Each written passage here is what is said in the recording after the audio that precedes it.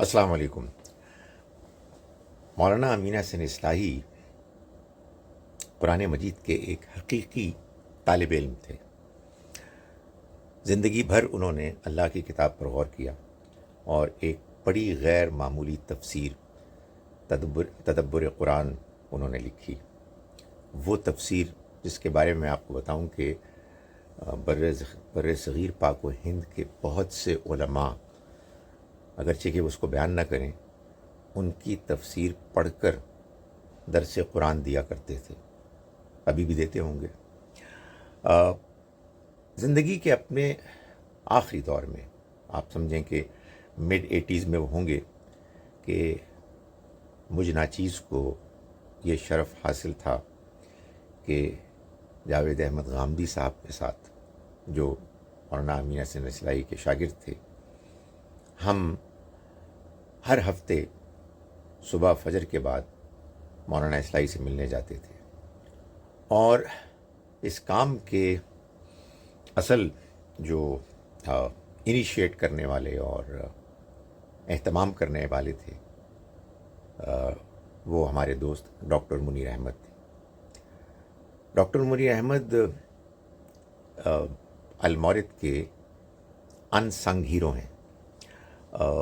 1982-83 میں جب المورد کا آغاز ہوا، ظاہر ہے کہ المورد کا تصور، اس کے روح و رواں تو جاوید احمد غامدی صاحب تھے، لیکن اس میں کوئی شبہ نہیں ہے کہ المورد کو چلانے، اس کے بارے میں سوچ بچار کرنے، گفتگویں کرنے، ارینجمنٹس کرنے میں جو کنٹریبیوشن ڈاکٹر منیر احمد کا تھا، وہ بس اتنا ہی تھا جتنا غامدی صاحب کا تھا۔ بحث ہو سکتی ہے کہ کس کا زیادہ تھا، اور میں یہ اس خوشی کے ساتھ کر رہا ہوں، اس لیے کہ مجھے یہ شرف حاصل ہے کہ میں نے ڈاکٹر منیر احمد کو غامدی صاحب سے متعارف کرایا تھا۔ پھر آپ کو معلوم ہے کہ لوگ کوئی تعارف کراتا ہے، پھر جس کا تعارف کرایا جاتا ہے وہ آگے بڑھ جاتا ہے۔ خیر، ہم ہر ہفتے صبح کے وقت ڈاکٹر منیر احمد صاحب کے ساتھ غامدی صاحب، میں، ہم تینوں جاتے تھے۔ 87 کے بعد پھر ڈاکٹر شہزاد سلیم بھی شامل ہو گئے تھے اس میں۔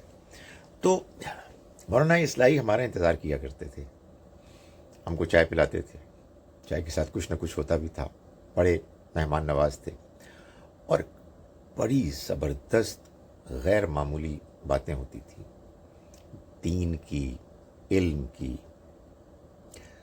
ملک کی سیاست کی، دنیا اسلام کی سیاست کی، اور بڑی حکمت کی باتیں مولانا اصلاحی کیا کرتے تھے۔ ہم ان سے بہت سیکھتے تھے۔ We always use to look forward to meeting ہم۔ اور ان کا جو سینس آف ہیومر تھا، مجھے ایسی خیال آ رہا تھا کہ میں بلا مبالغہ کہہ رہا ہوں کہ کم سے کم مشتاق احمد یوسفی صاحب کے لیول کا تھا، اگر زیادہ کا نہیں تھا۔ تو انہوں نے اس کو کبھی اپنا موضوع نہیں بنایا، ورنہ اللہ اکبر، ان کا سینس آف ہیومر بڑا غیر معمولی تھا۔ ایک روز کیا ہوا کہ ہم ان سے ملنے گئے تو وہ کچھ پریشان سے تھے۔ وہ کہنے لگے کہ میں سورہ فاتحہ پڑھ رہا تھا، اور اس میں یہ پڑھ رہا تھا کہ ایاک نعبد و ایاک نستعین، اے ہمارے رب، ہم تیری ہی عبادت کرتے ہیں اور تجھ ہی سے مدد مانگتے ہیں۔